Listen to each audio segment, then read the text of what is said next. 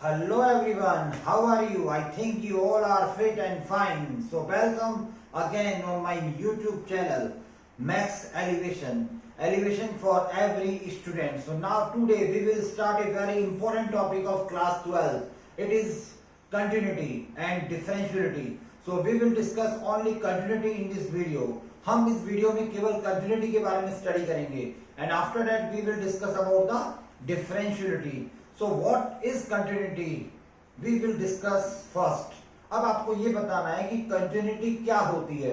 अब आप सब ये जान ही चुके होंगे. इसके साथ मैंने एक वीडियो और अपलोड किया है जो क्लास 11th की लिमिट से रिलेटेड था. तो continuity totally depending on to the limit, यानी कंटिन्यूटी अगर आपको सीखनी है तो आपको लिमिट आनी चाहिए. तो limit is nothing, it is the story of neighbourhood, जैसा कि मैंने आपको पिछले वीडियो में बताया था. तो आपको वो वीडियो देखना है. वो वीडियो मैंने बहुत ज्यादा नहीं बनाया, मैंने बस इतना ही बनाया है कि आप लिमिट्स को समझ पाओ. तो उस वीडियो को देखने के बाद जब आप कंटिन्यूटी समझोगे तो आपको आसानी से समझ में आ जाएगी. वैसे वर्ड कंटिन्यूटी, जो कंटिन्यूटी वर्ड आया है कंटिन्यूअस वर्क से, जैसे आप कोई काम कर रहे हैं, लगातार कर रहे हैं, मतलब कोई भी चीज लगातार होना. तो मैथमेटिक्स में बहुत सारे फंक्शंस होते हैं. तो कौन से फंक्शंस कंटिन्यूअस होते हैं और कौन से फंक्शंस कंटिन्यूअस नहीं होते, तो इसका हमें यहाँ पर डिटेल से डिस्क्राइब करना है कि हम किस फंक्शन को कह सकते हैं कि ये कंटिन्यूअस है और किस फंक्शन को कह सकते हैं कि डिसकंटिन्यूअस है और किस पॉइंट पर डिसकंटिन्यूअस है, ये भी हमें साथ में बताना होगा. तो कंटिन्यूटी जो टॉपिक है उसको आपको मैं वापस से रिपीट कर रहा हूं. अगर कंटिन्यूटी टॉपिक को अगर आपको ढंग से समझना है तो आपको लिमिट्स को समझना होगा. और लिमिट को समझने के लिए मैंने इसी वीडियो के साथ लिमिट्स का एक शॉर्ट वीडियो और ऐड किया है. तो आप लिमिट्स देखें, उसके बाद कंटिन्यूटी को भी समझ सकते हैं. और अगर जिनको लिमिट्स पहले से आती है तो that is well and good. इससे बढ़िया तो कुछ हो ही नहीं सकता, क्योंकि अगर आपको लिमिट आती है तो कंटिन्यूटी तो आपको बहुत जल्दी आ जाएगी, क्योंकि कंटिन्यूटी में कुछ ज्यादा खास नहीं है, बस केवल आपको लिमिट्स का नॉलेज होना जरूरी है. तो now let's see the continuity. And now I will start this continuity from this graph. Suppose करो ये कोई ग्राफ है किसी भी फंक्शन का. ये ग्राफ इस तरह से बना हुआ है. So I am saying that this graph is continuous. ये ग्राफ आपको दिख रहा है, बिल्कुल कंटिन्यूअस ग्राफ है. इसमें कहीं पर भी कोई ऐसा पॉइंट नहीं है, कहीं पर भी कोई ब्रेक नहीं है. There are non breaking graph, लगातार चल रहा है, बिना टूटे चल रहा है, कहीं पर भी ब्रेकिंग इसमें ग्राफ पर नहीं है. यानी हम ये कह सकते हैं कि इस ग्राफ के हर पॉइंट पर, यानी अब ये ग्राफ स्टार्ट कहां से हो रहा है, यहां से, खत्म कहां हो रहा है, यहां पर. तो इस ग्राफ के स्टार्टिंग से लेकर लास्ट पॉइंट तक ऐसा कोई भी पॉइंट नहीं है जहां पर फंक्शन हम कह सके कि डिसकंटिन्यूअस है. क्यों? क्योंकि ये ग्राफ आपको लगातार कंटिन्यूअस दिख रहा है. And now let's see the another graph. अब एक और दूसरा ग्राफ हम देखते हैं. इस ग्राफ के अंदर हम देख रहे हैं कि ये ग्राफ आपका ब्रेक हो गया. कहां पर ब्रेक हो गया? बहुत सारे पॉइंट्स पर हो गया. यहां पर there are lot of gap. यहां पर बहुत बड़ा एक गैप आ गया. तो यहां गैप आने का मतलब क्या है? इस गैप में जितने भी पॉइंट्स होंगे उन सारे पॉइंट्स पर ये फंक्शन डिसकंटिन्यूअस हो गया. That's all. तो यहां पर इस गैप में जितने भी पॉइंट्स होंगे, एक्स की जितनी भी वैल्यूज होंगी, उन सारी वैल्यूज पर ये फंक्शन डिसकंटिन्यूअस हो गया. So it is the graph of discontinuous function. तो अब आपके पास आपके माइंड में ये स्ट्रक्चर बन गया होगा कि सर ने दो डायग्राम बनाए हैं. इसका मतलब ये हुआ कि कंटिन्यूटी को अगर हमें डिफाइन करना है तो हमें भी सर की तरह ग्राफ बनाने होंगे. No, it is not required. Graph बनाना रिक्वायर्ड नहीं है. There are mathematical definition also. तो आप इस बारे में बिल्कुल भी टेंशन मत लेना कि हमें हर ग्राफ का, हर फंक्शन का ग्राफ बनाना आना चाहिए, because tracing of graph will be come in the next class. जब आप 12th पास करके अगली क्लास में चल जाओगे तो वहां पर ट्रेसिंग ऑफ कर्व आएगा. वहां बहुत बड़ा टॉपिक है. वहां पर आपको हर फंक्शंस के ग्राफ को किस तरह से हम प्लॉट करते हैं सिखाया जाएगा. तो आप वहां सीखना.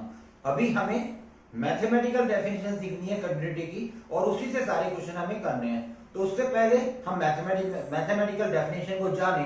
मैं चाहता हूं कि आपको मैं कुछ और ग्राफ बताऊं और आपको डिस्क्राइब करूं कि आखिर कंटिन्यूटी होती क्या है. तो नाउ लेट्स सी.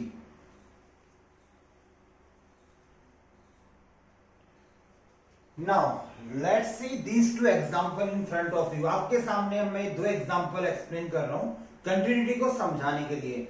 जैसा कि मैं बार बार आपसे कह रहा हूं कि कंटिन्यूटी को समझना है तो लिमिट्स हमें आनी चाहिए. तो लिमिट का कॉन्सेप्ट भी मैं यहां पर आपको थोड़ा बहुत रिवाइज करा दूंगा. देखिए इस एग्जांपल में ये हमने फंक्शन दे रखा है कि x की वैल्यू जब लेस देन इक्वल टू 0 है तो 1 आनी चाहिए और फंक्शन की वैल्यू 2 आएगी अगर x की वैल्यू ग्रेटर देन 0 है। तो अगर हमने इसका ग्राफ बनाया, I think you all know that to make the graph of this function, आप सभी को इसका ग्राफ बनाना आसानी से आ जाएगा। आप एक टेबल बनाइए, उस टेबल में 3-4 वैल्यूज 0 से छोटी लीजिए, 3-4 वैल्यूज 0 से बड़ी लीजिए, एक वैल्यू 0 के इक्वल लीजिए, तो आपको जो ग्राफ मिलेगा वो इस तरह का ग्राफ मिल जाएगा। अब ये ग्राफ है, it is only for understanding what is continuity. अब इस ग्राफ में आपने देखा कि x की वैल्यू जब 0 से लेस देन और इक्वल टू x की वैल्यू 0 से लेस देन और इक्वल टू थी, तो हमारे पास फंक्शन की वैल्यू 1 आ रही है, यानी 0 पर भी फंक्शन की वैल्यू 1 आ रही है, और लेस देन जैसे -1, -2, -3, -4 इन सब पर भी हमारे पास फंक्शन की वैल्यू 1 ही आ रही है, इट इज 1। तो इसका मतलब ये हुआ कि 0 पर एग्जैक्टली 0 पर 1 और 1 से लेस देन पर हमारे पास 1 आ गई। और फिर अगर हम बात करें 0 से बड़ी वैल्यूज पर, लाइक दिस 1, 2, 3, 4 और 5, तो इन सभी पर फंक्शन की वैल्यू 2 आ रही है, लेकिन 0 पर 2 नहीं आ रही, 0 पर तो 1 ही आ रही है। तो इसका मीन्स क्या निकला? इसका मीन्स ये निकला कि अगर हम 0 की तरफ आ रहे हैं राइट हैंड साइड से और लेफ्ट हैंड साइड से, तो राइट और लेफ्ट हैंड साइड से आने पर हमें फंक्शन की जो वैल्यू है वो अलग अलग मिल रही है। फॉर एग्जांपल अगर हम इधर से आते हैं 0 की तरफ, तो हमें फंक्शन की वैल्यू मिल रही है 1। अगर हम यहां से आते हैं 0 की तरफ, तो हमें फंक्शन की वैल्यू मिलती है 2।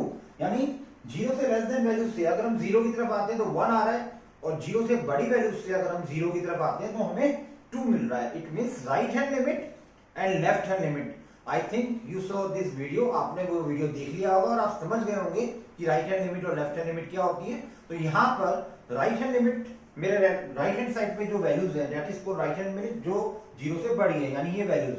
तो यहाँ पर राइट हैंड लिमिट आ रही है हमारे पास 2, और लेफ्ट हैंड लिमिट की जो वैल्यूज आ रही है, यानी right hand limit is denoted by this sign limit x tending 0 plus fx is equal to 2, इसकी वैल्यू आ रही है 2। और जो लेफ्ट हैंड लिमिट है हमारी, limit of x tending 0 minus fx, वो आ रही है हमारे पास 1। तो हम यहां कह सकते हैं कि राइट हैंड लिमिट और लेफ्ट हैंड लिमिट दोनों लिमिट्स इक्वल नहीं आ रही। तो आपको दिखाई दे रहा होगा कि जब राइट हैंड लिमिट और लेफ्ट हैंड लिमिट इक्वल नहीं आ रही, तो हमारा जो फंक्शन है वो, मैं कह रहा हूं, डिसकंटिन्यूअस है at x is equal to 0। अभी मैं इसकी डेफिनेशन भी आपको थोड़ी देर में क्लियर कर दूंगा, लेकिन यहां पर मैं आपको ये बता रहा हूं कि ये फंक्शन 0 पर डिसकंटिन्यूअस हो गया। क्यों हो गया? क्योंकि राइट हैंड लिमिट और लेफ्ट हैंड लिमिट की वैल्यू सेम नहीं आई, इसलिए फंक्शन डिसकंटिन्यूअस हो चुका है। अब now let's see this second example. अब इस एग्जांपल को देखिए। इस एग्जांपल में हमें फंक्शन डिफाइन हुआ इस तरह से कि जब x की वैल्यू 0 के इक्वल नहीं है तो फंक्शन की वैल्यू 1 आएगी, और जब x की वैल्यू 0 है तो फंक्शन की वैल्यू 2 आएगी। It is very interesting again, यानी जब हमारे पास x की वैल्यू 0 नहीं है तो फंक्शन की वैल्यू 1 आ रही है। ओके, तो यहां पर 0 के इक्वल नहीं रखना आपको, इसके अलावा बाकी सारे पॉइंट्स पर लाइक 0.1, 0.2, 0.3 सब पर 1 आ रही है, और पॉइंट 0 से लेस वैल्यू जितनी भी है उन पर भी ये वैल्यू 1 ही आएगी। लेकिन 0 पर हमने यहाँ पर एक ओपन सर्किल लगा दिया, मतलब 0 पर 1 नहीं आ रही, 0 पर कितनी आ रही है? 0 पर 2 आ रही है। ये मैंने यहाँ 2 इंडिकेट कर दिया है यहाँ पर। तो इसका मतलब ये होगा कि अगर हम राइट हैंड साइड से या लेफ्ट हैंड साइड से 0 की तरफ आएंगे, राइट हैंड साइड से आए या लेफ्ट हैंड साइड की तरफ से आए, अगर हम 0 की तरफ आएंगे तो दोनों ओर से हमारे पास 1 आएगा, यानी limit x tending 0 plus fx is equal to 1 and limit x tending 0 minus fx is also equal to 1। यानी यहां पर हमारी राइट हैंड लिमिट और लेफ्ट हैंड लिमिट की वैल्यू सेम आ चुकी है, दोनों ही लिमिट हमारे पास 1 आ चुकी है। लेकिन अब यहां प्रॉब्लम क्या हो गई? यहां प्रॉब्लम ये हो गई कि जब x की वैल्यू 0 थी तो फंक्शन की वैल्यू 2 आ गई, यानी f0 is 2, f0 is equal to 2। तब भी मैं कह रहा हूं कि ये फंक्शन डिसकंटिन्यूअस है, यानी इसके बावजूद भी, जबकि राइट हैंड लिमिट और लेफ्ट हैंड लिमिट की वैल्यू सेम आ चुकी है, उसके बावजूद भी ये फंक्शन डिसकंटिन्यूअस हो गया। क्यों हो गया? क्योंकि फंक्शन है उसकी वैल्यू 0 पर 2 आ गई, यानी 1 ही आनी चाहिए थी। इसका मतलब अब आपके माइंड में क्लियर पिक्चर बन चुकी होगी कि इन दोनों एग्जांपल से अब आपको लगता होगा कि कंटिन्यूटी की डेफिनेशन आपके माइंड में आ चुकी है कि कंटिन्यूटी के लिए राइट हैंड लिमिट और लेफ्ट हैंड लिमिट की वैल्यू सेम होनी चाहिए। It is the first. और साथ ही साथ में जिस पॉइंट पर आप कंटिन्यूटी चेक कर रहे हैं उस पॉइंट पर फंक्शन की वैल्यू भी सेम आनी चाहिए। यानी हमारे पास 3 क्वांटिटीज हो गई। First one is right hand limit, second one is left hand limit, and third one is the value of the function is given point, यानी जिस भी पॉइंट पर हम कंटिन्यूटी चेक कर रहे हैं उस पॉइंट पर फंक्शन की वैल्यू अगर ये तीनों इक्वल आ जाते हैं तो हम कहते हैं कि फंक्शन कंटिन्यूअस है, अदरवाइज फंक्शन डिसकंटिन्यूअस हो जाता है। So this is the definition which you learn. यही डेफिनेशन आपको अपने माइंड में सेटअप करनी है और याद करनी है कि right hand limit is equal to left hand limit is equal to F A, अगर आप ए पर चेक कर रहे हैं तो। Now let's see again these examples. Now I will introduce the definition of continuity. अब मैं आपको कंटिन्यूटी की डेफिनेशन लिखवा रहा हूं। कंटिन्यूटी की डेफिनेशन कहती है a function y is equal to fx is called continuous if its right hand limit and left hand limit and the value of the function at point a is equal, then function will be continuous. Now let's see this definition. A function y is equal to fx is continuous at x is equal to a if this is called right hand limit, limit x tending a plus fx, and it is called left hand limit, limit x tending a minus fx. It is only the indication of left hand limit is equal to fa. And you also say that अगर आपको questions करने हैं तो practically questions में हम ये definition use नहीं कर ये वाली डेफिनेशन यूज करेंगे। Limit h tends to 0 f of a plus h is equal to limit h tends to 0 f of a minus h is equal to fa. You don't worry about them this h। आप इस h के बारे में ज्यादा चिंतित होने की बिल्कुल जरूरत नहीं है, बिकॉज ये जो a है इसके नेबरहुड में ही a प्लस एच और a माइनस एच है, यानी a के नेबरहुड है ये a plus H and a minus H. ठीक है, तो यहाँ जो h हम ले रहे हैं h is very very small value, like it tends to 0, यानी h इतना छोटा है कि वो खुद 0 की तरफ टेंड कर रहा है, लाइक 0.001 0.01 एंड एटसेट्रा एटसेट्रा।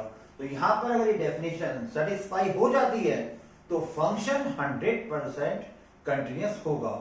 अब हम यहाँ पर बात करते हैं कि कंटिन्यूटी में हमें क्वेश्चन किस तरह से दिए हुए होंगे। तो यहाँ पर कंटिन्यूटी में क्वेश्चन 3 टाइप्स के होंगे। मैंने इन्हें 3 टाइप्स में डिवाइड कर रखा है। In the first type only function will be given. आपको एक फंक्शन गिवन होगा और आपको उसकी कंटिन्यूटी को एग्जामाइन करना है, आपको उसको कंटिन्यूटी को देखना है कि वो कंटिन्यूअस है या नहीं है।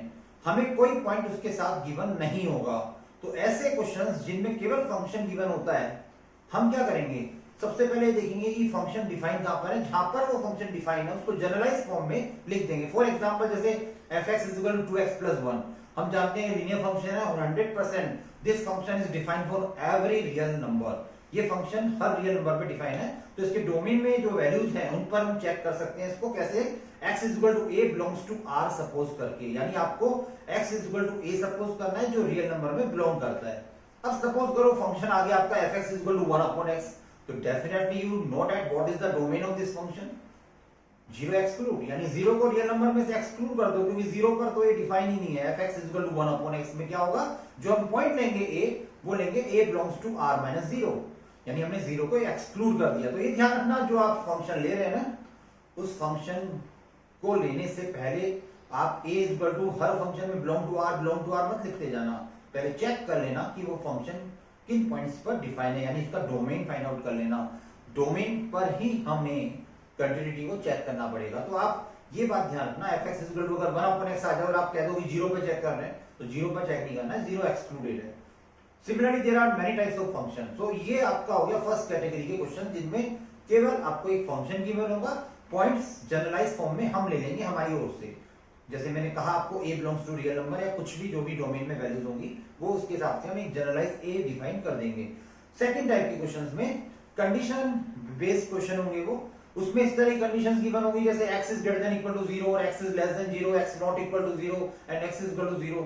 दीस कंडीशंस आर देयर और अलग-अलग कंडीशन पे फंक्शन की वैल्यूज अलग होंगी, तो हमें उस पर कंटिन्यूटी चेक करनी होगी। तो ये सेकंड टाइप में मैं डिस्कस करूंगा। और थर्ड टाइप के जो क्वेश्चंस होंगे उनमें ऑलरेडी आपको कंटिन्यूटी गिवन होगी। This is important for your examination point of view. ऐसे ही क्वेश्चन हमारे कंपटीशन में आते हैं, ऐसे ही क्वेश्चन हमारे बोर्ड एग्जाम्स में आते हैं, जिनमें आपको कंटिन्यूटी तो गिवन होती है, लेकिन आपको वहां पर एक कांस्टेंट वैल्यू अननोन कर देंगे। एक कांस्टेंट वैल्यू को अननोन करके आपसे पूछेंगे if this function is continuous then what is the value of this unknown value. Constant value जो भी होगी जैसे lambda, k, etcetera etcetera, there are many types of constant values, है ना। तो इस तरह से हमारे कंटिन्यूटी के जो क्वेश्चंस हैं वो 3 कैटेगरी में डिवाइड कर रखे हैं मैंने। अब मैं आपको उसी कैटेगरी वाइज क्वेश्चन को एक्सप्लेन करूंगा। वन बाय वन एग्जांपल्स बताऊंगा। तो आपको ये वीडियो बहुत आराम से, बहुत रिलैक्स मूड में देखना है, क्योंकि continuity is the very important topic. आपको ये मैंने शायद बताया नहीं होगा, अभी बता रहा हूं। Calculus is the very important part of class 12 because in calculus 35 marks will be come in out of 80 में से अप्रोक्सीमेटली 35, यानी कि अप्रोक्सीमेटली पूरा ये मान के चलो 45% 46% हो गया। यानी अगर किसी को कैलकुलस ही आता है तो वो 100% 12th में तो फोड़ के आएगा, मतलब पास होके तो आ ही जाएगा, फेल तो नहीं होने वाला अगर उसको कैलकुलस आता है। Calculus is the main bone of class 12th। ये मान लो पूरा का पूरा जो मैथमेटिक्स है ना 12th का, वो इस कैलकुलस पर ही टिका हुआ है। जिसको कैलकुलस आ गया उसने जंग जीत ली, और जिसको कैलकुलस नहीं आया वो तो बड़ा प्रॉब्लम में फंस जाना है। ये ध्यान रखना, क्योंकि कैलकुलस में जो टॉपिक्स हैं, सबसे पहले लिमिट्स, फिर उसके बाद कंटिन्यूटी, फिर उसके बाद डिफरेंशिएशन, है ना, फिर उसके बाद एप्लीकेशन ऑफ डिफरेंशिएशन, फिर उसके बाद इंटीग्रेशन, फिर उसके बाद एप्लीकेशन ऑफ इंटीग्रेशन, और फिर लास्ट में डिफरेंशियल इक्वेशन। तो इतने सारे टॉपिक अगर कैलकुलस पे टिके हुए हैं, और ये अगर आपका फर्स्ट टॉपिक है क्लास 12 का, तो आपको इसको ढंग से समझना ही होगा।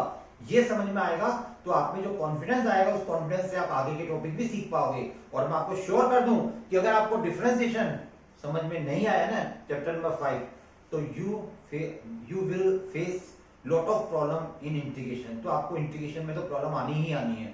इंटीग्रेशन आप आसानी से नहीं सीख पाओगे, so you take care about this thing. Okay, आपको ध्यान रखना है, बहुत आसानी से सीखना है। कोई प्रॉब्लम हो तो मुझे कमेंट बॉक्स में कहना है, ठीक है। Now let's see again. Now let's see this example. ये एग्जांपल मैंने मॉडुलस फंक्शन का एग्जांपल लिया है। आई थिंक आप इस मॉडुलस फंक्शन के बारे में जानते होंगे, क्योंकि 11th क्लास में चैप्टर 2 का शायद रिलेशन एंड फंक्शन, या और भी स्टेट बोर्ड के स्टूडेंट्स ने शायद 11th क्लास में ये टॉपिक पढ़ लिया होगा। Modulus function is always continuous. Modulus function हमेशा कंटीन्यूअस फंक्शन होता है। उसका ग्राफ भी शायद आप लोग जानते होंगे। मॉडुलस फंक्शन का ग्राफ इस तरह से बनता है। It is very simple. Victory shape अगर आपने देखी होगी तो इस तरह से मॉडुलस फंक्शन का ग्राफ बनाया जाता है।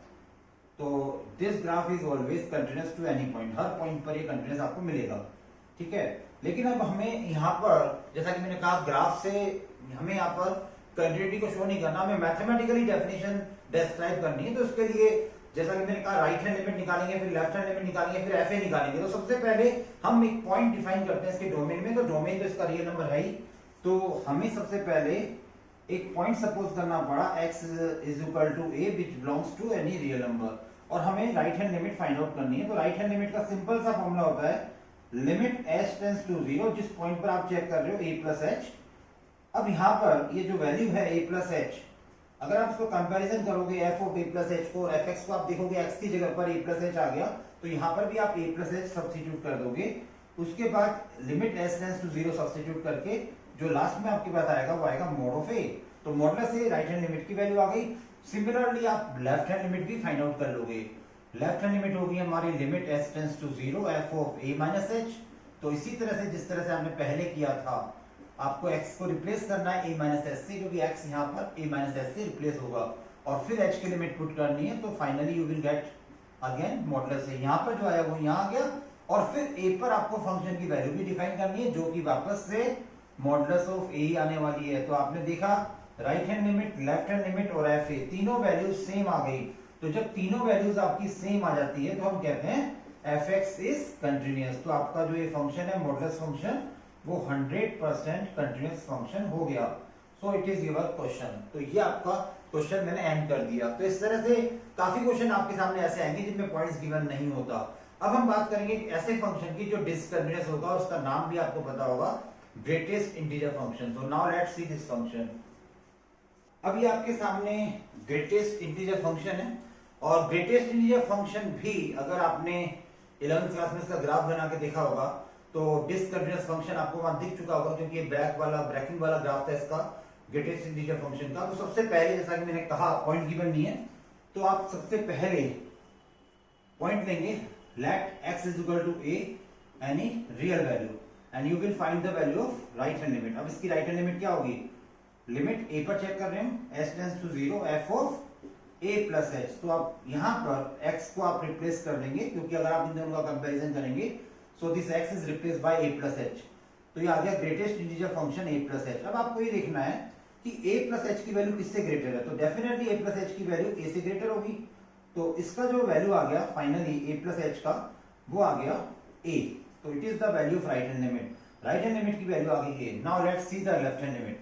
अब हम फाइंड आउट करते हैं लेफ्ट हैंड लिमिट। फॉर्मूला बिल्कुल same, f of a minus h। Okay, so now you replace this x by a minus h here। तो अब आपने यहाँ पर a minus h से इसको रिप्लेस कर दिया। अब मेरा आपसे एक क्वेश्चन है कि अब greatest integer function a minus h की वैल्यू किससे ग्रेटर होगी। एंड नाउ यहाँ पर स्टूडेंट्स को थोड़ा सा प्रॉब्लम होता है। जैसे एक ही जगह मान लो 2 minus h है, तो 2 minus h की वैल्यू किससे ग्रेटर होगी, 3 minus h की वैल्यू किससे ग्रेटर होगी। आपको शायद मुझे यहाँ पर ये बात कहनी पड़ रही है, मेरे को वैसे कहना नहीं चाहिए, क्योंकि मैं जानता हूँ कि आप 12th क्लास में आ गए हो और आपको शायद ये चीज आती होगी कि अगर ग्रेटेस्ट इंटीजर फंक्शन के अंदर 1.1 है तो उसका आंसर 1 होता है, 1.2 है तो भी 1 होता है, और 1.9 तक 1 ही आता रहता है। तो ये जो ग्रेटेस्ट इंटीजर फंक्शन है, जिसको अगर नहीं आता है तो वो 11th क्लास में जाके इसको पहले से थोड़ा सा पढ़ ले, जिससे एक रिविजन हो जाए। क्योंकि अगर यहाँ पर अगर ये बात आप समझ में नहीं आई कि हम बड़ी वैल्यू क्यों ले रहे हैं, तो वो ग्रेटेस्ट इंटीजर फंक्शन की एक प्रॉपर्टी होती है कि अगर आपको 1.1 से लेकर 1.9 तक की वैल्यू लेनी है तो ग्रेटेस्ट इंटीजर फंक्शन 1.1 टू 1.9 1 ही आएगा, यानी जिससे वो जस्ट बड़ा होता है, नियर बाई। बड़ा तो 0 से भी होता है, बड़ा तो -1 से भी होता है, लेकिन जो सबसे उसके नियरेस्ट इंटीजर है वो है 1। तो that is the one answer. तो यहाँ पर 1 आंसर आएंगे। इसी तरह से a माइनस एच किससे बड़ा होता है, तो आई am saying you a minus H बड़ा होता है a माइनस 1 से। तो यानी इस फंक्शन की वैल्यू आ गई a माइनस 1। तो यहाँ क्लियरली अब हमें यहाँ पर fa चेक करने की जरूरत ही नहीं पड़ रही। हमें fa चेक करने की जरूरत क्यों नहीं पड़ रही, क्योंकि जब राइट हैंड लिमिट और लेफ्ट हैंड लिमिट ही सेम नहीं आ रही तो आगे बढ़ने से कोई मतलब ही नहीं है। यहाँ पर आप देख रहे हैं कि right hand limit is not equal to left hand limit, दोनों इक्वल नहीं है। तो fx क्या हो गया, fx इज नॉट कंटिन्यूअस। तो आपका fx कंटिन्यूअस नहीं है, यानी डिसकंटिन्यूअस फंक्शन ये हो चुका है। तो इस तरह से हम इसको प्रूव करेंगे। अब अगर आप इसका ग्राफ देखना चाहें तो ग्राफ इस तरह से इसका बनता था। ग्रेटेस्ट इंटीजर फंक्शन का क्लास 11th के अंदर हम जो ग्राफ बनाते थे वो ग्राफ इस तरह से दिखता था आपको। It is 1, it is 2, it is 3, it is 4, it is 5, now it is -1, -2, -3, -4 and it is 1, 2, that is 1, 2, 3, 4 and 5. Similarly here -1, -2, -3, -4. अब जब 0 से लेके 1 तक की कोई वैल्यू लोगे, जैसे 0.5 ले लिया, 0.6 ले लिया, तो आप सब लोग जानते हैं कि 0.1, 0.2, 0.3 और 0.9 तक जो ग्रेटेस्ट इंटीजर फंक्शन की वैल्यू आएगी वो आएगी 0। तो यहाँ पर आप इस तरह से एक लाइन बनाएंगे जिसमें 1 इंक्लूड मत रखना, क्योंकि 1 पर वैल्यू 1 आती है, यानी 1 पर 1 आएगी और 1.1 से लेके 1.9 तक वापस से वैल्यू 1 ही रहेगी। तो यहाँ पर 2 इंक्लूड नहीं है, इसलिए 2 पर इस तरह से सर्किल बना देना। फिर यहाँ पर सिमिलरली 3 इंक्लूड नहीं होगा। सिमिलरली आगे भी इसी तरह से चलता रहेगा और इसी तरह से नेगेटिव वैल्यूज में भी चलता रहेगा। नेगेटिव वैल्यूज में भी इस तरह से ग्राफ इसका बनता है। तो आप देख पा रहे हैं कि ग्रेटेस्ट इंटीजर फंक्शन का जो ग्राफ बन रहा है वो डिसकंटिन्यूअसली बन रहा है, यानी कि यहाँ पर बहुत सारे ब्लैक्स हैं बीच बीच में। तो वैसे भी ग्राफिकल मेथड से भी अगर आप देखें तो ये डिसकंटिन्यूअस फंक्शन होता है। और मैथमेटिकल वे से भी आपको मैंने बताया प्रूव करके कि greatest integer function is always discontinuous at any real number. अब आप यहाँ पे चाहते 1 पे चेक करो, 2 पर चेक करो, 3 पर चेक करो, किसी भी पॉइंट पर चेक करो, हर बार ये डिसकंटिन्यूअस ही आना है। Now let's see again this example.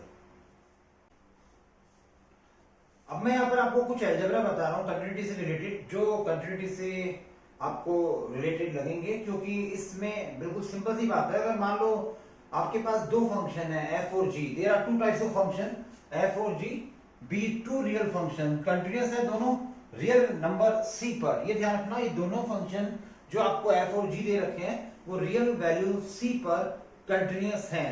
तो आप उनका एडिशन करो, सब्ट्रैक्शन करो, प्रोडक्ट करो या डिवीजन करो, तो वो भी 100% continuous होंगे। So it is the theorem number 1. F plus g is also continuous at x is equal to c. F minus g, f multiplies g and f upon g. So these 4 operations will be applied in continuity. यानी continuity में भी ये चारों operation apply हो जाते हैं functions के बीच में, addition, subtraction, multiplication and division. चारों ही केसेस में ये फंक्शन कंटिन्यूअस हो जाएंगे। Now let's see the theorem number 2. अब थ्योरम नंबर 2 में कहा जा रहा है कि f और g, यानी it is the depending on to the theory of composite function. I think composite function के बारे में आप जानते होंगे बहुत अच्छे ढंग से। f और g वापस से दो कंटिन्यूअस फंक्शन यहां दे रखे हैं। gf को भी इन्होंने डिफाइन कर दिया c पॉइंट पर, यानी gf भी डिफाइन है, f और g दोनों कंटिन्यूअस है।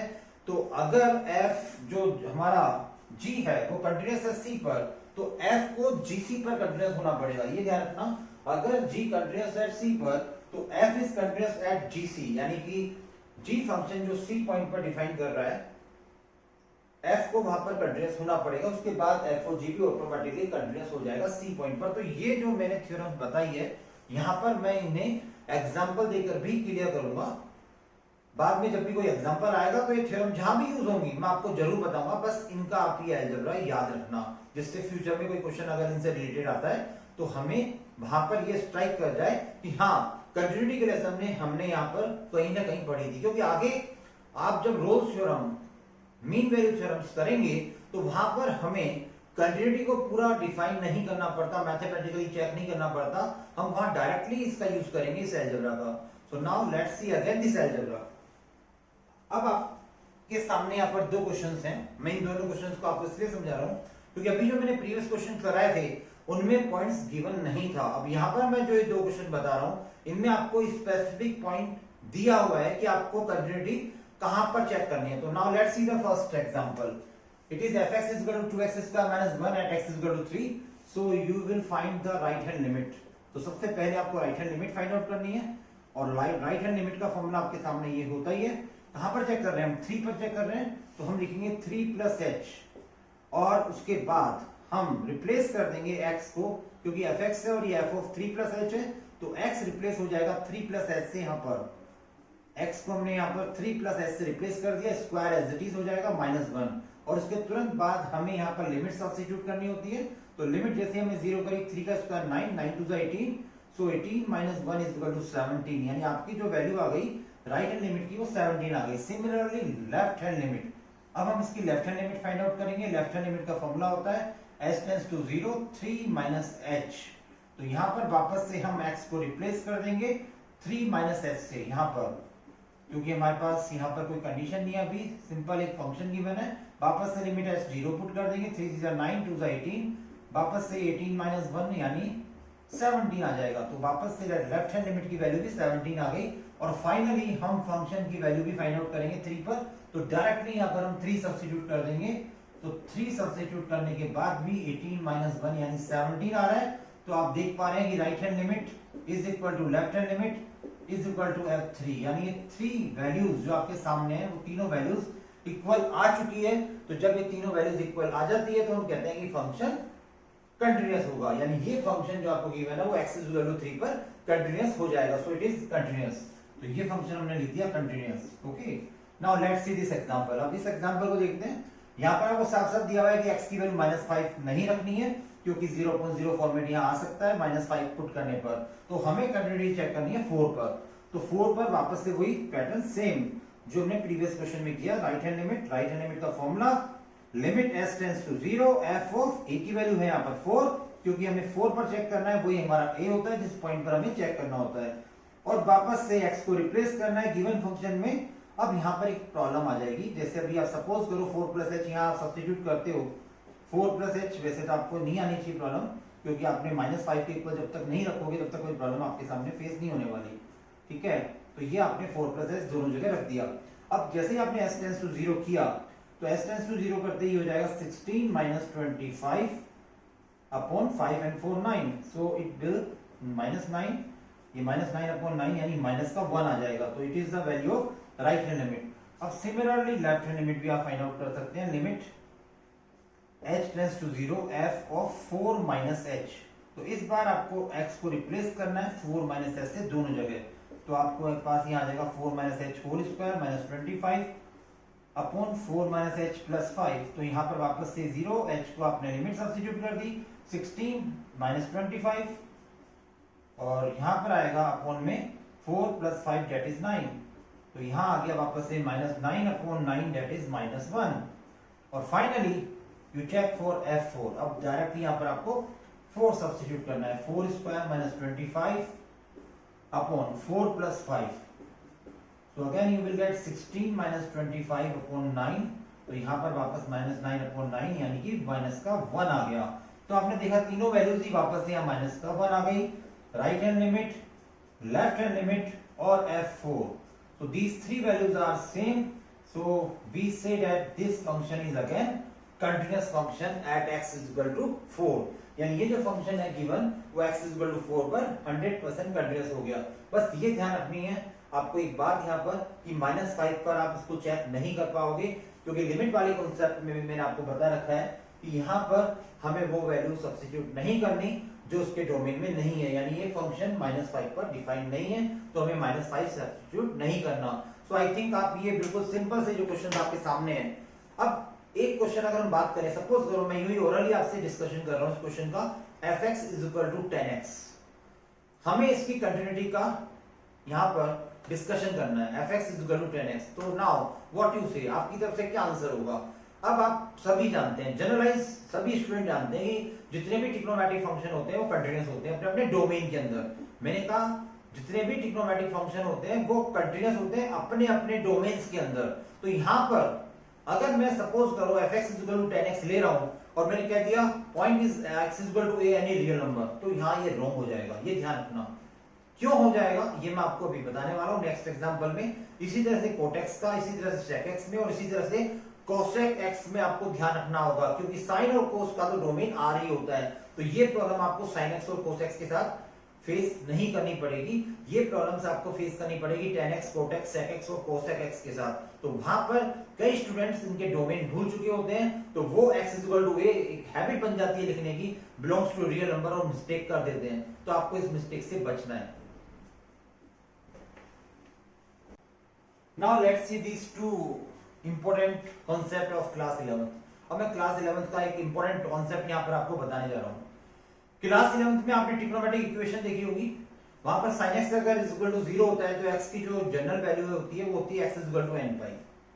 यानी अगर आप देखें तो पाई, 2 पाई और इन सब वैल्यूज पर sin हमेशा 0 आता है, n pi is the general.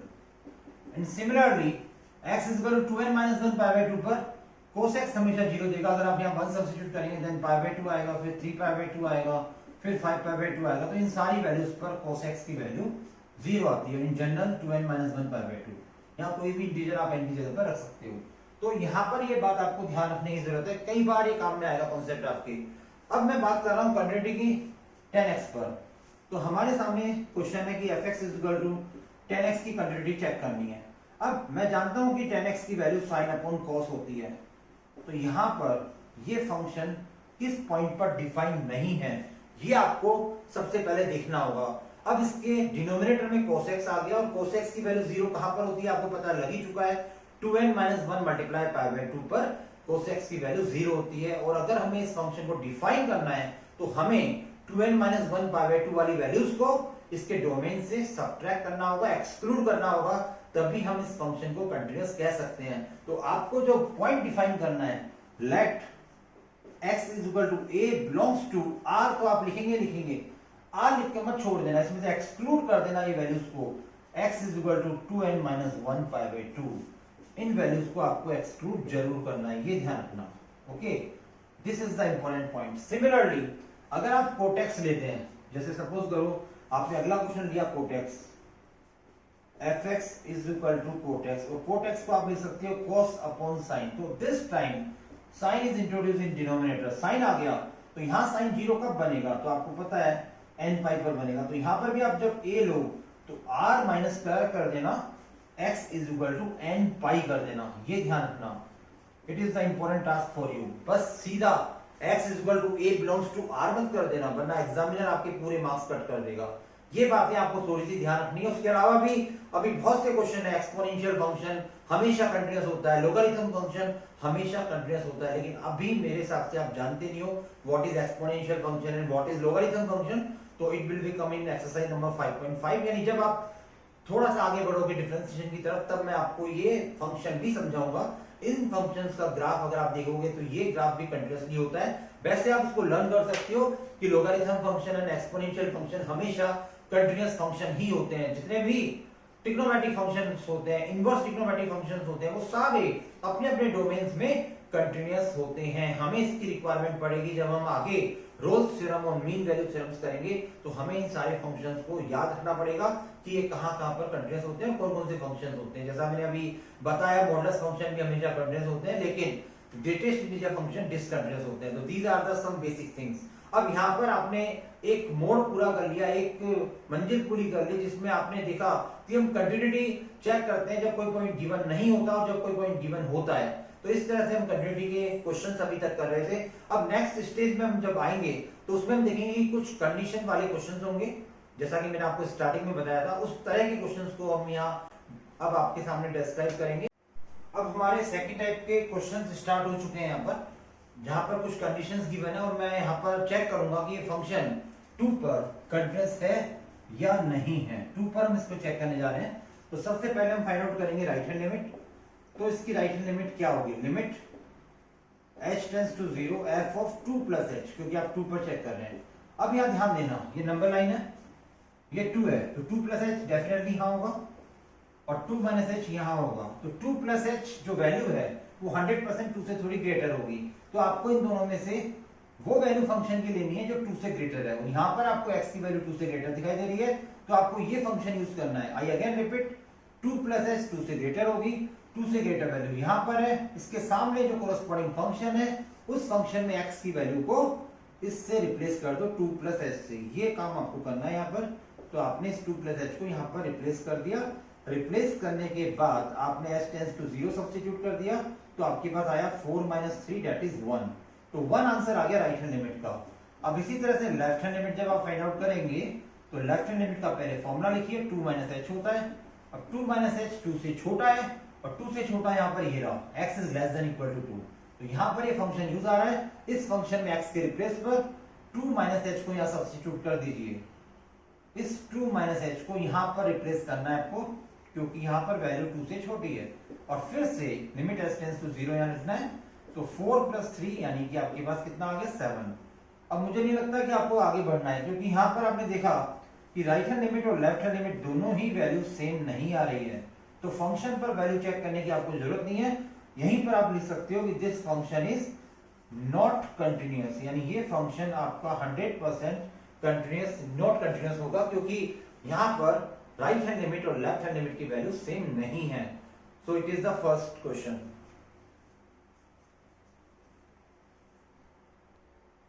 Now let's see it is the another question. ये आपके सामने एक और क्वेश्चन है, इसमें आपको 0 पर चेक करना है। वी विल चेक एट 0 कि ये फंक्शन कंटीन्यूअस है या नहीं है। तो यहाँ पर देखिए लेस देन और ग्रेटर देन की कंडीशन नहीं आकर नॉट इक्वल टू 0 और इक्वल टू 0 पर आ गई। अब डेफिनेटली जब हम 0 पर इसको चेक कर रहे हैं तो 0 के नेबरहुड में, चाहे वो 0 प्लस h हो या 0 माइनस h हो, वो वैल्यू 0 के इक्वल नहीं होंगी। तो जब भी आप राइट हैंड लिमिट और लेफ्ट हैंड लिमिट पर फंक्शन डिफाइन करेंगे तो डेफिनेटली 0 माइनस h और 0 प्लस h पर जो वैल्यूज होंगी वो 0 के इक्वल नहीं होगी। तो आपको ये फंक्शन यूज करना है, और जब 0 के इक्वल आ जाएगी तो आपको ये फंक्शन यूज करना है, यानी वैल्यू ही डायरेक्ट आ गई यहाँ पर 0। तो राइट हैंड लिमिट हम फाइंड आउट करेंगे, and the formula of right hand limit is limit h tends to 0 f of 0 plus h। तो 0 प्लस h मतलब 0 के इक्वल नहीं आएगी। तो आपको यहाँ पर सब्स्टिट्यूट करना है 0 प्लस h x के रिप्लेस पर, और यहाँ पर भी 0 प्लस h आएगा। आप सभी जानते हैं h का मॉडुलस कितना होता है, h का मॉडुलस h ही होता है, नीचे भी h है तो h से h कैंसिल हो जाएगा, 1 आ गई। अब लेफ्ट हैंड लिमिट हम फाइंड आउट करेंगे, limit h tends to 0 f of 0 minus h। वापस से हमें 0 माइनस h वापस से 0 के इक्वल नहीं है, तो वापस से हमें यहीं पर सब्स्टिट्यूट करना है 0 minus h upon 0 minus h। It is modulus and it is without modulus, तो क्या आएगा, मॉडुलस वाला तो प्लस का बन जाएगा क्योंकि माइनस h है, प्लस h हो गया, नीचे वाला माइनस h ही रहेगा। अब दोनों कैंसिल हो गए तो -1 आ गया। तो यहाँ पर भी वही सेम जो प्रीवियस क्वेश्चन में हुआ था, right hand limit is not equal to left hand limit, so again this function is discontinuous at x is equal to 0। अब यहाँ पर एक क्वेश्चन हमारे माइंड में आता है कि सर यहाँ पर आपने इसको कट कर दिया, अगर यहाँ आप लिमिट सब्स्टिट्यूट कर देते तो लिमिट सब्स्टिट्यूट यहाँ पर नहीं करनी थी, 0/0 फॉर्मेट आ जाता। तो अगर ये सिंपलीफाई हो रहा है तो पहले सिंपलीफाई कर लो, सिंपलीफाई करने के बाद लास्ट में आपको h टेंड्स टू 0 को सब्स्टिट्यूट करना होगा, ये ध्यान रखना। यानी क्वेश्चन को आप जितना फर्दर सिंपलीफाई कर सकते हो उतना फर्दर सिंपलीफाई कर लें, और फिर अगर आपको लगता है कि अब लिमिट सब्स्टिट्यूट करने का टाइम आ गया, then in the last you substitute the limit. But ये ध्यान रखना कि नॉट डिफाइंड वैल्यू नहीं आनी चाहिए। अब आप सोचोगे सर नॉट डिफाइंड वैल्यू कौन सी होती है, आपने शायद पढ़ा होगा इंडिटरमिनेंट फॉर्म के बारे में, 0/0, ठीक है, 1/0, infinity upon infinity, 1 raise to power infinity and so on. 7 format है, इनडिटरमिनेट फॉर्म के लिमिट्स के अंदर ये टॉपिक था, तो वो वाली फॉर्मेट यहाँ नहीं आ जाए, 0/0 नहीं आ जाए, ∞/∞ नहीं आ जाए। वैसे 99% केसेस में स्टूडेंट ध्यान रखते हैं, आपको भी यहाँ ध्यान रखना होगा, ठीक है। नाउ लेट्स सी अगेन,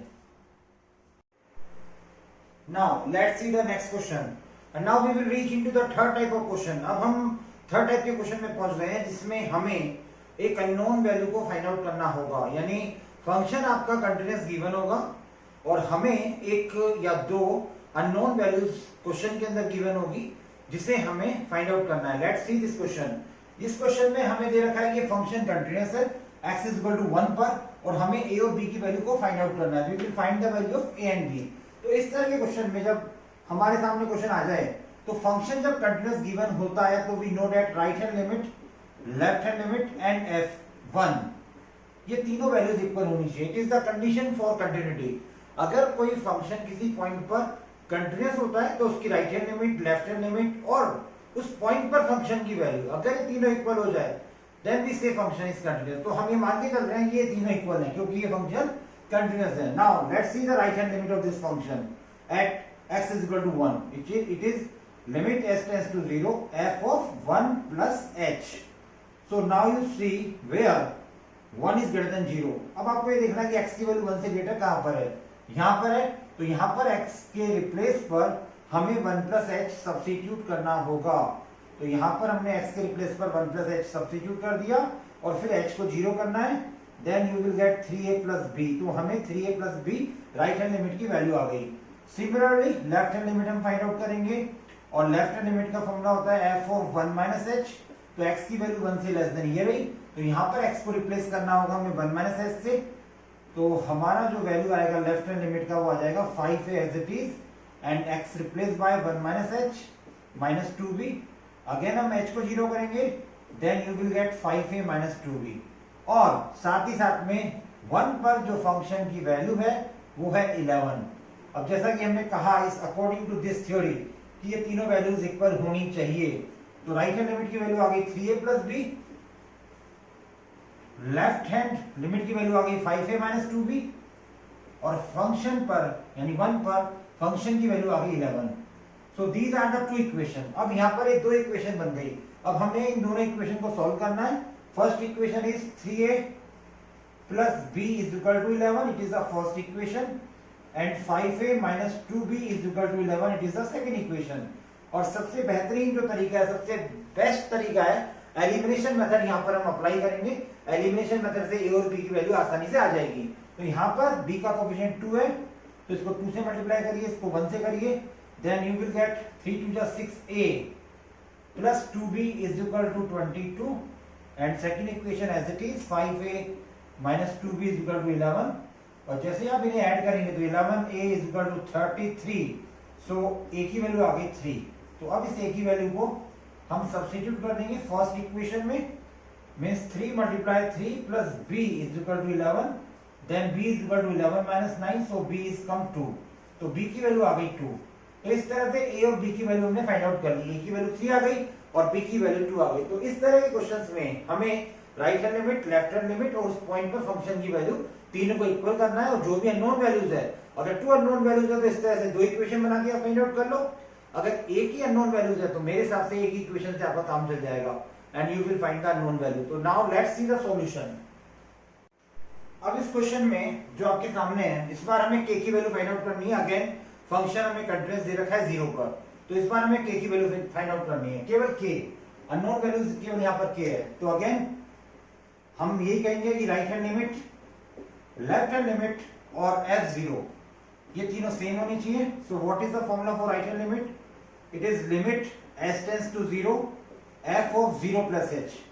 अब कैसे आप राइट हैंड लिमिट निकालें या लेफ्ट हैंड लिमिट निकालें, दोनों ही केसेस में यहाँ पर जो वैल्यू आएगी वो 0 के इक्वल नहीं आएगी। 0 plus h and 0 minus h both are not equal to 0। तो हमें हर बार यहीं पर सब्स्टिट्यूट वैल्यू करनी होगी। तो limit h tends to 0 1 minus cos of k और x को रिप्लेस कर दिया हमने 0 plus h से।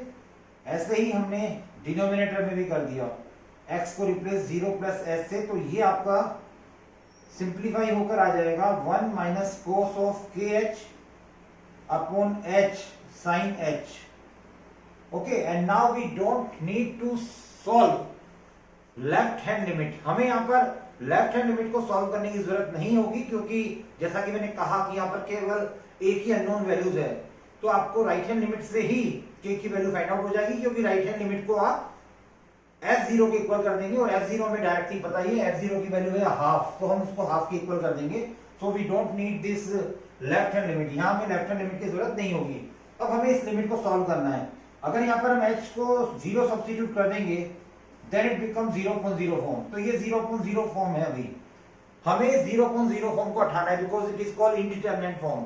इस तरह की 7 फॉर्मेट होती है लिमिट्स के अंदर, जिन्हें हम इनडिटरमिनेंट फॉर्म कहते हैं. उनमें से पहली है आपके सामने 0.0, दूसरी infinity upon infinity, 0 multiply infinity, 1 raise to power infinity, 0 raise to power 0 and many more. और भी होती है जिन्हें हम आगे स्टडी करेंगे जब लिमिट्स का लेसन पढ़ेंगे. अभी यहाँ पर 0.0 फॉर्मेट है, तो हमें इसको हटाना है. तो हमें यहाँ पर cos का हाफ एंगल फॉर्मूला यूज करना होगा. तो cos का हाफ एंगल फॉर्मूला क्या होता है? आई थिंक आप सभी लोग जानते हैं कि इस 1 को कैंसिल करता हुआ cos का हाफ एंगल फॉर्मूला होता है 1 - 2 sin स्क्वायर थीटा बाई 2. तो यहाँ पर हाफ एंगल कर देंगे हम इसका kh/2. और सिमिलरली यहाँ पर जो sin h है उसका हाफ एंगल फॉर्मूला होगा 2 sin h/2 and cos of h/2. Okay, I think ये दोनों ही फॉर्मूले आपको ट्रिग्नोमेट्री में याद किए होंगे. 1 से 1 कैंसिल हो जाएगा. And there are 2 sin kh/2 and sin of kh/2. मैंने इसको दो बार लिख दिया क्योंकि स्क्वायर था, अपॉन ये 2 एज इट इज है, ये h एज इट इज यहाँ लिख दिया हमने, sin h/2 and cos h/2. sin h/2 यहाँ लिखा हमने और cos h/2 को भी यहाँ लिख दिया हमने. मैंने इसको इसलिए सेपरेटली लिखा है क्योंकि I will apply this formula here. मैं यहाँ पर ये वाला फॉर्मूला अप्लाई करना चाहता हूँ. Limit x tending 0 sin x upon x is equal to 1 होता है. ये आपने 11th क्लास में लिमिट का फॉर्मूला पढ़ा होगा. इस फॉर्मूले को मैं इस क्वेश्चन में यहाँ पर यूज करना चाहता हूँ. तो किस तरह से यूज करेंगे, लेट्स सी. अब देखिए किस तरह से यूज करेंगे. यहाँ पर h तो ऑलरेडी है, ठीक है.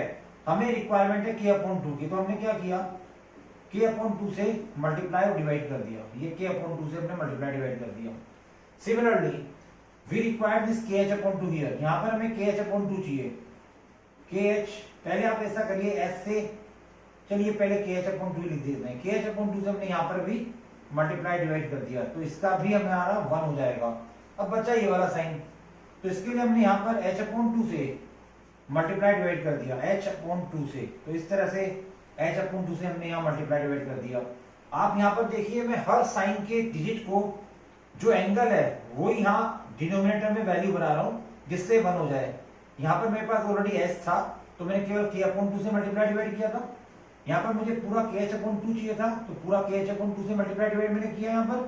यहाँ पर मुझे केवल h/2 चाहिए था, तो मैंने h/2 से मल्टीप्लाई डिवाइड कर दिया. अब उससे फायदा क्या होगा, ये क्वांटिटी 1 हो जाएगी, ये और ये क्वांटिटी 1 हो गई इस फॉर्मूले के अकॉर्डिंग, और ये क्वांटिटी भी 1 हो गई, ये दोनों मिलकर. अब जो बचा वो क्या क्या बचा, फाइनली ये 2 से 2 कैंसिल हो गया. अब हमारे पास न्यूमरेटर में बचा k/2, यहाँ न्यूमरेटर में बचा k/2 मल्टीप्लाई kh/2. ये न्यूमरेटर की वैल्यूज है. और डिनोमिनेटर में ये बचा हमारे पास h/2. यहाँ ये 1 में चला गया, ये 1 में चला गया, ये 1 में चला गया, और ये बचा हमारे पास cos h/2. ये वैल्यू हमारे पास बची. और लिमिट s टेंड्स टू 0 चल रही है ऑलरेडी, तो ये वैल्यू हमें चलने देनी है. अब उसके बाद हम जैसे ही ये s से h कैंसिल हो गया, अब जैसे ही हम लिमिट सब्स्टिट्यूट करेंगे यहाँ पर, तो ये cos 0 बन जाएगा. और cos 0 की वैल्यू 1 होती है, तो ये 1 हो जाएगी. और यहाँ न्यूमरेटर में आएगा k²/4, और ये ऊपर आ जाएगा 2, तो 2 2 जा 4 हो जाएगा. Finally you will gate k²/2. तो फाइनली जो इस लिमिट की वैल्यू आएगी, राइट हैंड लिमिट की वैल्यू, वो k²/2 आ गई. अब जैसा आपकी डेफिनेशन कहती है कि राइट हैंड लिमिट की जो वैल्यू है वो लेफ्ट हैंड लिमिट और f0 के इक्वल होगी, तो हमें इन दोनों को इक्वल करना है, राइट हैंड लिमिट को और f0 को. तो right hand limit is equal to f0. तो राइट हैंड लिमिट की वैल्यू तो आ गई k²/2, और f0 की वैल्यू कितनी है, हाफ. तो यहाँ 2 से 2 भी कैंसिल हो गया, और finally you will get k is equal to +-1. तो इस तरह से हमारे पास फाइनली जो k की वैल्यू आ गई वो +-1 आ गई. तो इस सॉल्यूशन में सबसे इंपॉर्टेंट चीज यहाँ पर हमने इस लिमिट का फॉर्मूला जो अप्लाई किया, इसको जो एडजस्टमेंट किया, इसको आपको बहुत अच्छे ढंग से देखना है. और कई बार हमारे दूसरे क्वेश्चन में भी ये यूज होगा। तो now let's see this solution. Now it is the next question. ये क्वेश्चन जो मैंने आपको पहले दो क्वेश्चन कराए वो क्वेश्चन भी बोर्ड के पॉइंट ऑफ व्यू से बहुत इंपॉर्टेंट थे और बोर्ड में प्रीवियस ईयर के क्वेश्चन पेपर में आ चुके थे। और ये जो क्वेश्चन आपके सामने है ये तो बहुत ही इंपॉर्टेंट क्वेश्चन है और ये बोर्ड के एग्जाम में आया हुआ क्वेश्चन है, बहुत अच्छा क्वेश्चन है। आप इसके सॉल्यूशन को देखिए। इस क्वेश्चन में हमें π/2 पर कंटीन्यूअस दे रखा है और हमें a और b की वैल्यू फाइंड आउट करनी है। तो जब इस तरह का कोई क्वेश्चन आता है तो हम जानते हैं कि वही same pattern, right hand limit is equal to left hand limit is equal to f π/2, ये तीनों वैल्यूज इक्वल होनी चाहिए। So what is the value of right hand limit? Right hand limit की वैल्यू क्या होगी? Limit s tends to 0 f of π/2 plus h। तो हमें वो वैल्यू लेनी है x की जो π/2 से ग्रेटर है, ये रही। तो यहां पर आप x को रिप्लेस कर देंगे π/2 प्लस s से, तो ये हो जाएगा b, then 1 minus sine π/2 plus h upon pi minus 2 π/2 plus h whole square. And I think you all know that, ये अच्छी तरह से आप सभी जानते हैं कि यहां पर sine 90 plus theta cos theta हो जाएगा और ये सेकंड क्वाड्रेंट में इसलिए पॉजिटिव भी होता है साइन सेकंड क्वाड्रेंट में। यहां हो जाएगा पाई माइनस 2 से 2 cancel, pi and it is minus 2h whole square. तो यहां पाई से पाई भी कैंसिल हो गया। अब आपको कोस का ऐसा फॉर्मूला अप्लाई करना है कि 1 कैंसिल आउट हो जाए, हमेशा हाफ एंगल फॉर्मूला यूज करेंगे। तो यहां हमने फॉर्मूला यूज किया 1 minus 2 sine square h upon 2, ये हमने फॉर्मूला अप्लाई कर दिया और नीचे यहां आ गया 4h स्क्वायर। अब उसके बाद 1 से 1 कैंसिल आउट हो गया, then limit h tends to 0। अब ऊपर न्यूमरेटर में आपके पास आया माइनस माइनस प्लस 2b और ये जो साइन स्क्वायर h/2 है हमने इसे लिखा sign h/2 and sign h/2। हमेशा आप इसी तरह से एडजस्ट करेंगे क्योंकि नीचे h स्क्वायर है, इस h स्क्वायर को हमने एक h यहां लगा दिया, एक h यहां। क्यों ऐसा हमने किया? क्योंकि वही अभी जो प्रीवियस क्वेश्चन में हमने किया था, हम ये फॉर्मूला यहां बनाना चाहते हैं लिमिट का, limit x tending 0 sin x upon x is equal to 1। और अगर ये फॉर्मूला हम यहाँ यूज करेंगे तो हमें यहाँ रिक्वायर्ड है किसकी? हमें यहाँ रिक्वायरमेंट है 2 की। तो 2 से हमने यहाँ पर दोनों जगह डिवाइड कर दिया, तो यहाँ हमें मल्टीप्लाई भी करना होगा। उससे ये वैल्यू 1 हो गई, ये वैल्यू भी 1 हो गई और फाइनली हमारे पास जो बचा 2 2 जा 4 b अपॉन 8, यानी जो लिमिट आई हमारे पास राइट हैंड लिमिट, उसकी वैल्यू आ गई b upon 8। It is the your only right hand limit. Now let's see the left hand limit. अब हम लेफ्ट हैंड लिमिट के लिए जाएंगे, limit s tends to 0 f of π/2 minus h। तो π/2 minus h यानी x से less than value, इन दोनों जगह पर π/2 माइनस h सब्स्टिट्यूट हो जाएगा। Then you substitute here sin cube π/2 minus h divided by 3 cos square π/2 minus h। और आप जानते हैं 90 माइनस थीटा साइन का cos हो जाएगा, cos का साइन हो जाएगा। So you will get limit h tends to 0 1 minus cos cube h divided by it is sin h, sin square h। अब यहां पर अगर आप लिमिट सब्स्टिट्यूट करते हैं then you will get 0.0 form. तो इतना आसान नहीं होगा हमारे लिए यहाँ लिमिट सब्स्टिट्यूट करना। तो हमें क्या करना है, हमें यहाँ पर a cube minus b cube की आइडेंटिटी अप्लाई करनी है। a cube minus b cube is a minus b a square plus ab plus b square. So now let's C a minus b, ये हो गया। उसके बाद a square plus b square plus a multiply b। तो a की value 1 है, b की value यहाँ पर cos h है और sin स्क्वायर h को हमने लिख दिया 1 माइनस cos स्क्वायर h। और फिर उसके बाद 1 माइनस cos स्क्वायर h को हमने फैक्टराइजेशन कर दिया। तो जब इसका फैक्टराइजेशन होगा 1 माइनस cos स्क्वायर h का, तो वो होगा 1 माइनस cos h और 1 प्लस cos h। उससे क्या होगा, ये 1 माइनस cos h वाली टर्म कैंसिल आउट हो जाएगी। उसके बाद आप आसानी से यहाँ लिमिट सब्स्टिट्यूट कर सकते हो। cos 0 1 होता है, cos 0 1 होता है और यहाँ पर 1 प्लस 1 हो जाएगा। Then you will get 3/6 that is half. तो इस तरह से हमारे पास लेफ्ट हैंड लिमिट की वैल्यू आ गई हाफ और f π/2 की वैल्यू हमारे पास ऑलरेडी गिवन है, it is equal to a। ये हमारे पास a है। अब हमने तीनों वैल्यूज को इक्वल करनी है। ये हो जाएगा b upon 8 is equal to a is equal to half. तो यहाँ डायरेक्टली a की वैल्यू तो आ गई हाफ, क्योंकि अगर आप इन दोनों को इक्वल करेंगे तो a is equal to half और b अपॉन 8 को अगर आपने हाफ के इक्वल कर दिया then you will get b is equal to 4, तो b की वैल्यू यहाँ आ जाएगी 4। So this question is very important question for us, ये क्वेश्चन हमारे लिए बहुत अच्छा क्वेश्चन है। तो इस तरह के क्वेश्चन जिसमें ट्रिग्नोमेट्रिक रेशियो आते हैं, इसकी प्रैक्टिस आपको ज्यादा से ज्यादा करनी है, क्योंकि अधिकतर स्टूडेंट यहीं पर जैसे यहाँ पर आप आके अटक सकते हो अगर आपने फैक्टराइजेशन नहीं किया तो कई ऐसी जगह आती है ट्रिग्नोमेट्रिक फंक्शन में जहां पर हमें प्रैक्टिस की कमी की वजह से हम वहां पर अटक जाते हैं क्वेश्चन को सॉल्व करने में। तो आपको इनकी बहुत प्रैक्टिस करनी है। मैं ऑलरेडी डिस्क्रिप्शन बॉक्स में कई क्वेश्चंस दे चुका हूं प्रैक्टिस के लिए, आपको सारे क्वेश्चंस करने हैं, उसमें इस तीनों कैटेगरी के आपको बहुत सारे क्वेश्चंस मिलेंगे। Now let's see the again solution, and now let's see it is the last question of this video. अब ये जो क्वेश्चन आपके सामने इस वीडियो का लास्ट क्वेश्चन है, उसके बाद जैसा कि मैंने कहा आपको डिस्क्रिप्शन बॉक्स में जाकर आपको पीडीएफ डाउनलोड करनी है, उसमें जितने भी क्वेश्चंस हैं उनको आपको सॉल्व करना है। उनको आपको अगर कोई प्रॉब्लम फेस होती है तो मुझे बताना है, वहां पर मेरा ईमेल एड्रेस भी गिवन है, उस ईमेल एड्रेस पर आपको इंफॉर्मेशन देनी है, या फिर कमेंट बॉक्स में भी आप अपने डिमांड के अकॉर्डिंग क्वेश्चंस बता सकते हो।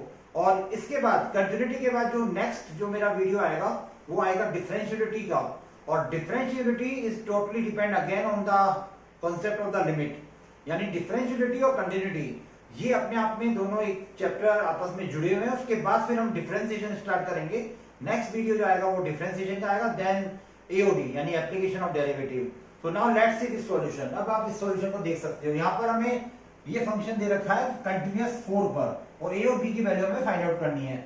इस कंडीशंस का ये लास्ट क्वेश्चन है। वापस से मैं कहूंगा कि right hand limit, left hand limit और f4 ये तीनों वैल्यू सेम होनी चाहिए। तो सबसे पहले हम फाइंड आउट करते हैं राइट हैंड लिमिट, जो कि होती है लिमिट s टेंड्स टू 0, जिस पॉइंट पर आप चेक कर रहे हो वो पॉइंट 4 प्लस h, तो 4 से ग्रेटर वैल्यू जहां भी आपको नजर आए तुरंत x के रिप्लेस पर 4 प्लस h सब्स्टिट्यूट कर दीजिए, यानी इन दोनों जगह पर 4 प्लस h माइनस 4, और इसी तरह से डिनोमिनेटर में 4 प्लस h माइनस 4, प्लस का भी एज इट इज आ गया, 4 से 4 कैंसिल कर दीजिए। उसके बाद अभी आपको लिमिट रखने में थोड़ा जल्दीबाजी नहीं करनी है, ये h आएगा प्लस b।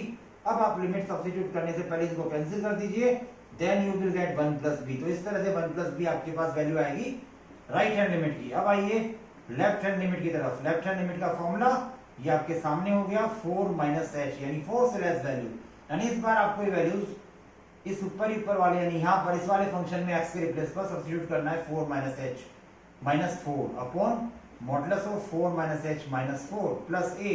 तो अगेन 4 से 4 कैंसिल हो गया। अब जो आपके पास यहाँ बचा वो बचा न्यूमरेटर में माइनस h और डिनोमिनेटर में प्लस h, तो minus h plus h cancel हो जाएंगे, माइनस 1 बचेगा। So it is your left hand limit.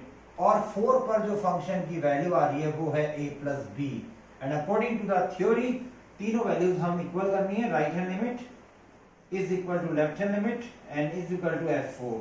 तो राइट हैंड लिमिट की वैल्यू है 1 plus b, left hand limit की है माइनस 1 प्लस a, और f4 की वैल्यू है a प्लस b। तो यहां से आपको इक्वेशन फॉर्म करनी है। सबसे पहले 1 प्लस b को हम इक्वल करेंगे a प्लस b के, फिर हम माइनस 1 प्लस a, पहले से आप इनको सॉल्व कर लीजिए, a की वैल्यू निकाल लीजिए, a की वैल्यू आ गई 1, और फिर हम इक्वल करेंगे माइनस 1 प्लस a को a प्लस b के, तो यहाँ पर a से a कैंसिल हो जाएगा, then you will get b is equal to minus 1। तो बहुत ही आसानी से आपके पास a और b की वैल्यू यहाँ आ चुकी है, a is equal to 1 and b is equal to minus 1। तो आपने इन सभी क्वेश्चंस में देखा ट्रिग्नोमेट्रिक क्वेश्चंस हैं, अलजेब्रिक क्वेश्चंस हैं, और भी कई तरह के क्वेश्चंस यहाँ बनते हैं। बहुत सारे क्वेश्चंस होते हैं, एक्सपोनेंशियल फंक्शन भी होता है, लोगरिथम फंक्शन भी होता है, बट मैं मान के चलता हूँ कि एक्सपोनेंशियल और लोगरिथम के क्वेश्चंस हमारे सीबीएसई बोर्ड्स में और स्टेट बोर्ड्स में ज्यादा आते नहीं है, बिकॉज ये थोड़ा सा आउट ऑफ सिलेबस चला जाता है। क्योंकि कंटिन्यूटी के क्वेश्चन अगर आप देखोगे मैक्सिमम इन बोर्ड एग्जाम्स, अगर बोर्ड एग्जाम्स में अगर आप देखोगे तो उसके पॉइंट ऑफ व्यू से हमने जो किया दीज आर द सफिशिएंट, तो ये हमारे लिए सफिशिएंट है। अगर आपको इतना आता है तो आप और भी क्वेश्चंस की प्रैक्टिस करके अपने आप को स्ट्रॉन्ग कर सकते हो इस टॉपिक के अंदर। बाकी कंटिन्यूटी के क्वेश्चंस कंपटीशन लेवल में भी बहुत अच्छे क्वेश्चंस होते हैं, तो कंपटीशन लेवल के लिए मैं अलग वीडियो लेकर आऊंगा, उसमें कंपटीशन लेवल के ही क्वेश्चंस होंगे, यानी वो सारे क्वेश्चन ऐसे क्वेश्चंस होंगे जो प्रीवियस ईयर किसी ना किसी कंपटीशन एग्जाम में आ चुके होंगे। अगर आप क्लास 12 बोर्ड की तैयारी कर रहे हो तो इट इज सफिशिएंट, तो ये आपके लिए सफिशिएंट है। आप इसकी तैयारी करिए, आप इसकी प्रैक्टिस करिए, एंड आई थिंक जब आप देखेंगे इसकी तैयारी करके तो ऑटोमेटिकली आप में कॉन्फिडेंस आएगा। So now it's the time to over this video. अब मैं इस वीडियो को यहीं पर खत्म करूंगा। अगर आपको ये सब कुछ समझ में आ रहा है तो आप चैनल को सब्सक्राइब करना मत भूलिएगा, लाइक करिए वीडियो को और साथ ही साथ में इसको शेयर जरूर करिए। So goodbye and take care.